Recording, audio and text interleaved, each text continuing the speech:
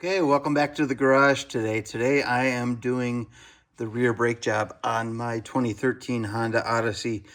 And I want to make a video here to show a proper brake job starts at the base of the brake job. So right here we have the hub and your rotor sits on this hub.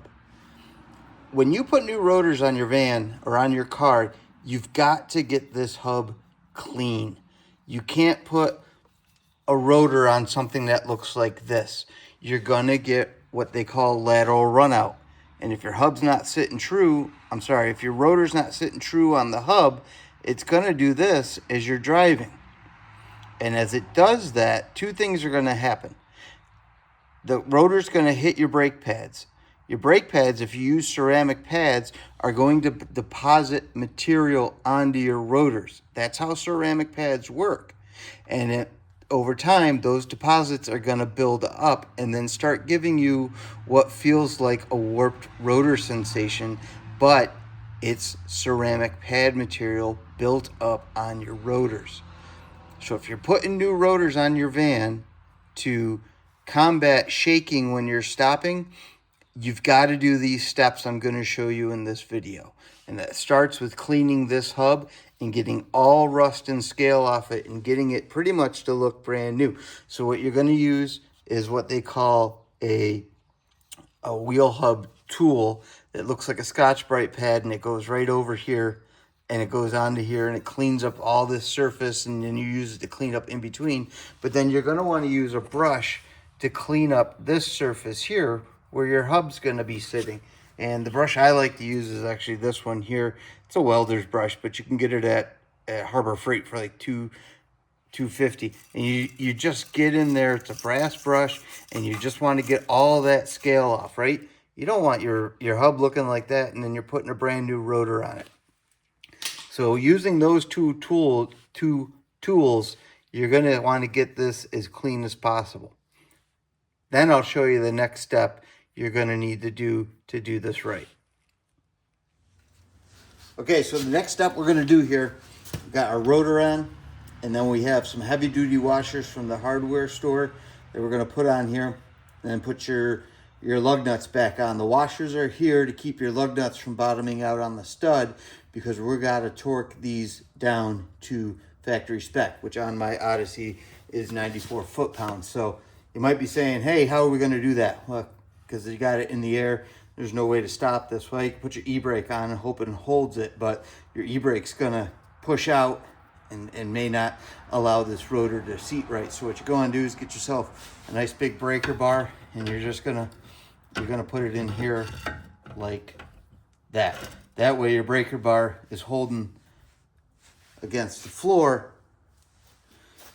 and it keeps this from turning. So I'll get my torque wrench here, get it set to 94 foot-pounds, and we'll go ahead and torque this rotor on.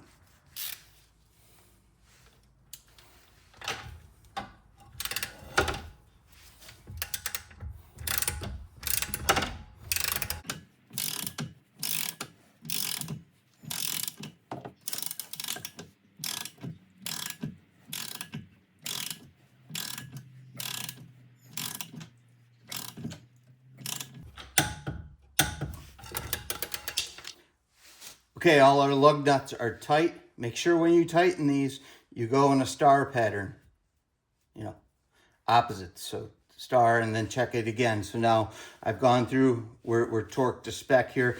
That gets this rotor right up against the hub and on it the way it will be when you're driving down the road. So very important step. Don't just use the rotor screw to hold it on. Take the time, do it with the lug nuts. Okay, so now we're back.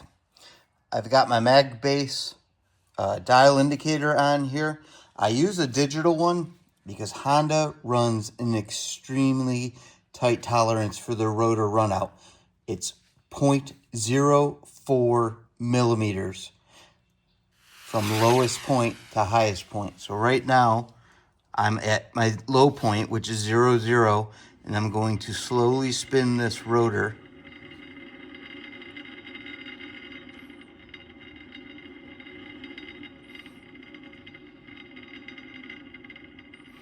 And you can see I'm ranging from 0 to 0.05.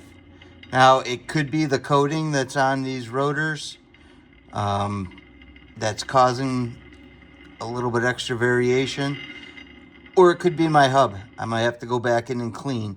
So what I'm gonna do is I'm gonna mark the high spot of my rotor here, but I'm also gonna mark the hub, so when I take this rotor off, I know where the high spot is, and I'm gonna mark the low spot too, and see if I can get this down below 0.04.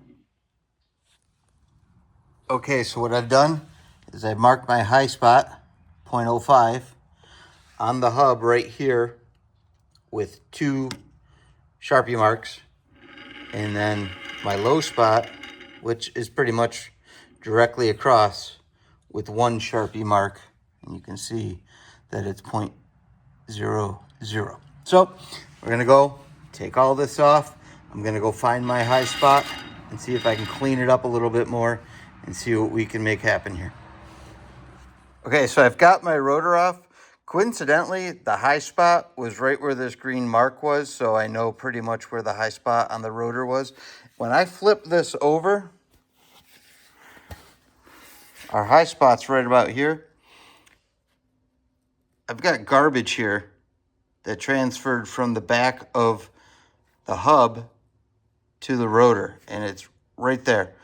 I'm gonna get all this wiped off, but I'm still gonna go through. This is my high spot with the 2 marks, and really go through and clean this area up again with my hub cleaning tool. See if we can get this down a little bit, get this rotor back on, and get us into spec. Okay, I've got my hub cleaning tool. I'm just gonna go back on here, clean everything up again.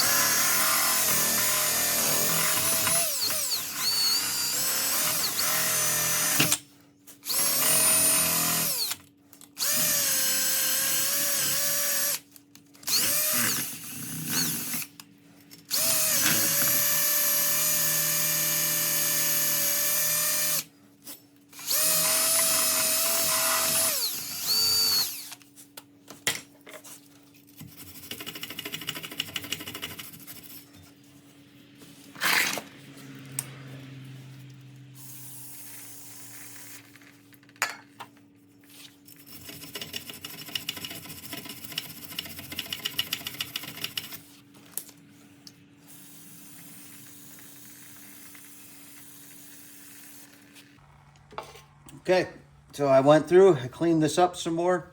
This was our high spot. Gonna go through now and dry all this off and put our rotor back on, retorque it, and take another measurement. Okay, I'm back. I cleaned the hub. I've got the rotor back on. I've retorqued everything back down to stock values.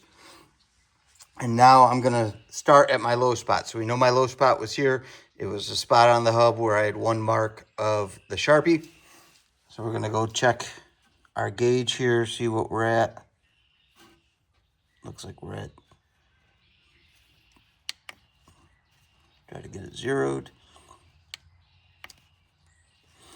Okay, so we're zeroed. We're slowly gonna turn the rotor.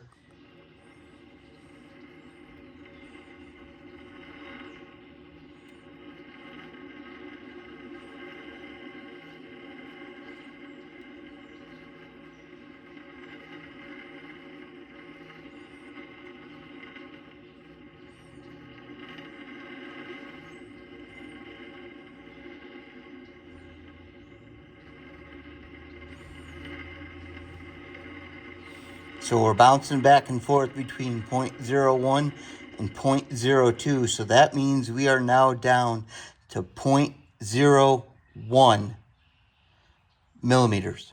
So we are well within the Honda Spec. So I want to impress, this is very important. While yes, you have to clean that hub, and visually that hub may look perfect and you can go put the rotor on, you've got to check runout. Was it the stuff on the back of the rotor that was stuck to it? I don't know. I wiped it off. I cleaned it all off again. But I also cleaned the rotor, or excuse me, the hub again, and got that a little cleaned up. But either one, I'm now within spec. And when you do this, I want to throw this out there. Honda says you got to be a 1/2 inch from the edge of the rotor too. So don't go putting it down here, getting great readings, because the further away you get from that hub, a small amount here can be a big amount out here. So now we're good. What I'm going to do is I'm going to take this all off. I'm going to grease up that hub with some high temp rotor grease. Rotor grease. Oh boy. Brake grease. Put that on there. That'll keep it from corroding over the next couple of years. Make it a lot easier to get the rotors off in the future and clean. And then I'm going to put this rotor back on. I'm going to put my rotor screw in. Hate me in the comments. Go ahead. And then I'm going to put my new caliper and my new brake pads on and call this side done. This was a lot of work, but it's going to be worth it. With that nice, smooth brake pedal, I'm not going to have any buildup of pad material, and I'm not going to cause what they call disc brake thickness variance. You can go look that up. It's a real thing. That'll also give you brake judder after about 4 to 6 months if you don't get that run out in. So do this on your next brake job. You will not regret the extra time it takes. You can get this apparatus here at Harbor Freight. Again, I use the digital so I can dial it right in and make your next brake job count. Probably save a lot of money not throwing rotors at your van every 6 months thinking that they're warping.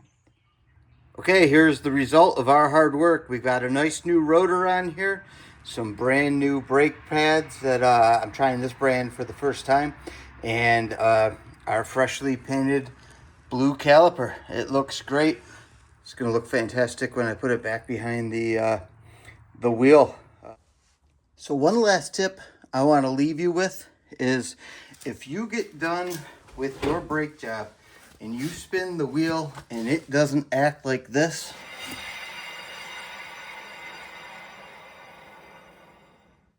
where it goes slowly to a stop and the noise is consistent, then something's not right with your runout and you've got to find the problem.